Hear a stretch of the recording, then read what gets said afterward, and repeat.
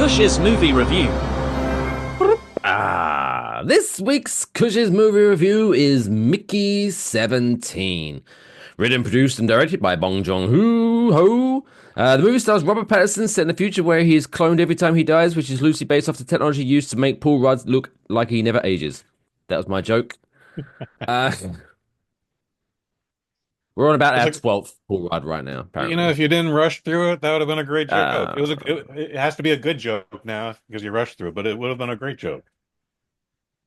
We're starting over? All right. That's it. Kush's movie review. This week's movie review is Mickey 17. Written, produced, and directed by Bong Joon-ho. The movie stars Robert Pattinson, set in a future where he is cloned every time he dies, which is loosely based off of the technology used to make Paul Rudd never age. See, better. Much better. Yeah, thanks. You need to actually put in a laugh track there. There. That was laugh track worthy. Thank you. Good job, Mike Fish. Anyway, now what's the movie about? As we mentioned, we're talking Mickey 17. It is rated R. I wouldn't even say it's a hard R, like as far as like language goes or whatever, but it's a lot of there's a lot of death happening in this movie because there's 17, maybe 18 clones we have to account for. 2 hours and 17 minutes.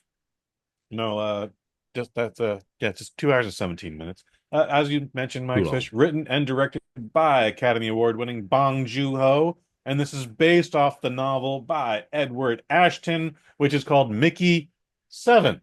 Hmm? Hmm. As you mentioned. What happened? Anyway, Robert Pattinson, Naomi Ackie, Stephen Yeun, which is nice to see him again, and then Mark Ruffalo and Toni Collette are the two biggest cartoon characters in this movie. What this is about is it takes a long goddamn time to actually get to what the movie is about. So, anyways, we're in the near future. How near? How far? Not really known. But Earth and Earthlings have fucked off the planet so much that people are literally leaving to colonize other planets. Mark Ruffalo is a failed politician who actually is in charge of his own ship. Toni Collette is his wife, who's really pulling the strings. And the mission is find a planet that's habitable. And we're gonna have this person does this person does that, this person's a pilot, this person takes care of trash, whatever. Also, we're going into uncharted territory, so we'll need somebody to clone. They're expendable. That's their title, the expendable. And yeah, we're just gonna just throw this guy through the ringer and see how many things kill him so that they don't kill us. Robert Pattinson and Steve Yeun are two dummies who get caught up with a loan shark, and their deal goes bad, so they are leaving the planet to save their lives. Ironically, uh, well, Stephen Yeun's actually got some gifts, so he's a pilot, but Robert Pattinson doesn't know how to do shit. So ironically, in the with the intention of not being killed, he signs up for the job that only kills him and kills him about 17 times. Uh, he's exposed to radiation. He's exposed to gases. He's exposed to viruses. His head gets chopped off at one point. Like at one point, they print out a clone just for the fact to see like how fast they can kill him. 10 minutes, by the way, and it just goes on and on and on. And every time he's printed out, something's just a little bit different about him. But guess what? Like we get into this whole like backstory of like how the cloning technology was first devised and why there are laws in place now, and like each ship in space can only have one clone. For a second there, I thought like we were dealing with a whole squad of clones. Nope. Robert Pattinson is the only person that is allowed to be a clone on this one particular vessel. Um, this thing is dense. It goes very deep. By the time we actually get to the plot of the movie, uh, we've had so much stuff happens. By the way, it's halfway through the movie, but like even before then, we have a situation where Robert Pattinson was supposed to die on a specific mission, and just through some dumb luck, ends up not dying. But when he gets back to the ship, they already printed out a clone, so now there are two of them. And so this whole thing was like, well, there's a big problem here. Like if someone breaks that rule, then they have to like kill both of them. I don't know why they can't just kill one of them. But anyways, the girlfriend Naomi Ackie, we get a whole 20-minute subplot where she's like, I want to have a threesome with both of yous. And Oh, it's like, yeah, I found it fun. I found the whole thing fun. Again, someone told Mark Ruffalo he's funny. That man is not, but it fits for this movie. Toni Collette's pretty good. She's pretty good in everything she does, though. I don't know if there's a bad performance in her. Steven Yeun, nice to see again, but there are times where I was like, oh, is that you? Your face is a little puffy there, Doc. Whatever.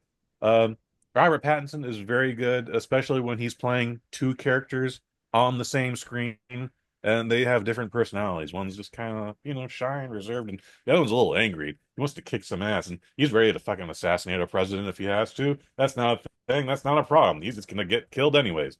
Like this is a return to traditional sci-fi. It's a long, slow burn. What I'm seeing online from the people is this thing is hit or miss. You either really, really like this movie or you could not stand it. I am in the category of really, really liked. It's not trying to be anything that we haven't seen already. It is not trying to be a Marvel movie. It is not trying to set up a series of sequels. It's one thing. It's adapted from this one book. I don't know if there are sequels to that book, if there's a Mickey 8 or a Mickey 9, but this was just one nice contained story. I had a friend who said, I could have sat through another 20 minutes of that. Me, myself, I think we could have maybe tightened it up a little bit. I don't know if we needed 20 minutes less, 15 minutes less, but like again, the threesome storyline was fun. Could have been a little tighter. That's what she said. Boom. Anyways, I'm giving this movie a strong, enthusiastic 4 out of 5. The only reason it's not a 5 out of 5 is just tighten it up, tighten the story up a little bit. Like we go into depth here. Again, like the whole story about how the cloning technology even comes to be. That's 20 minutes on its own. Again, very entertaining, very worthwhile. Do I want to see this in the theater again? Probably not. But when it comes on Netflix or whatever it's going to be on, I'm gonna throw it on. I enjoyed the hell out of this movie. yeah, Mickey 17. Twilight lovers, you're gonna fucking love this. So much Robert Pattinson. Although, is it is he does he look weird in the movie, or is it just because he's getting older? Or maybe design? Because when I'm putting poster together, didn't look like Robert Pattinson until I realized, oh, it's Robert Pattinson. Oh, now I can tell it's Robert Pattinson. He looks weird. I know that one of his character sometimes messes up, so Mark Ruffalo keeps cutting his rations in half. So maybe they did something where he's looking malnourished because That he's might be it. malnourished. I don't know what you mean by he looks weird. I think he kind of just looks weird in general, but yeah, nothing stood out to me. There you go. So what's it again? Your final score? 4 out of 5. Four Very out of strong 4 out of 5. five. Boom. So there you go. Mickey 17, star Robert Pattinson, Mark Ruffalo, and some other people. 4 out of 5. Check it out. Check it out. Is good. It's good. It's good. You like? It's good. It's good. You like? Trust You me, like? You like the merchandise? Eh? Yeah. my friend. Yeah. You see, you like. You like, you buy. You don't touch. I give you a good discount. I give you a You deal. want badges? I give you badges. I think we got to back out of this before we go deeper. Anyway, there you go. Good movie review. That's all, folks. Pay me off, Johnny.